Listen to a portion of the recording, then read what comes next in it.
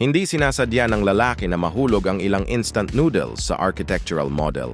Pagkatapos nun dumapo ang malaking tipak ng noodles sa altar. At nagulat talaga ang lahat. Lumapit ang isang maid at suminghot.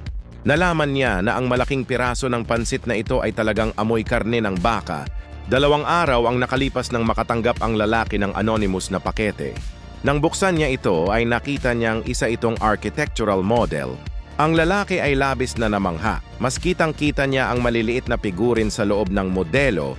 Sa sandaling iyon, ang reyna ay nananalangin sa mga Diyos dahil ang kanyang bansa ay nagdurusa sa tagutom.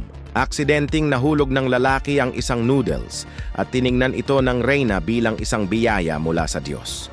Mabilis nilang niluto ang pansit na ito at ipinamahagi sa lahat at lahat ay nabusog. Pagkatapos ay itinapon ng lalaki ang lahat ng instant noodles sa loob ng lungsod. Laking gulat ng reyna at nagpasalamat dahil lahat ay nakaligtas sa tagutom. Kaya sila ay lumuhod at nagpasalamat, naglagay ng alahas at ginto sa altar ang mga sundalo. Sa ilang sandali ang lahat ng mga kayamanang ito ay nawala at lumitaw sa mga kamay ng lalaki. Sa ilang araw narinig ng lalaki ang ilang kakaibang ingay na nagmumula sa mundo ng modelo.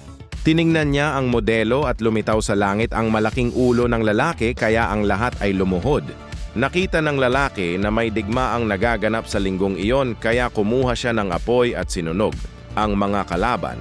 Ang mga kalaban ay mabilis na tumakbo dahil sa sunog. Pagkatapos noon ay naghagis ng paputok ang lalaki sa modelo at ang mga kalaban ay agad na natangay sa hangin. Gayunpaman ang digmaan ay nagdulot ng salot ng insekto. Kung hindi mapigilan ang salot ng insekto, maraming tao ang mamamatay. Kaya inispray ng lalaki ang insecticide para mamatay ang mga insekto.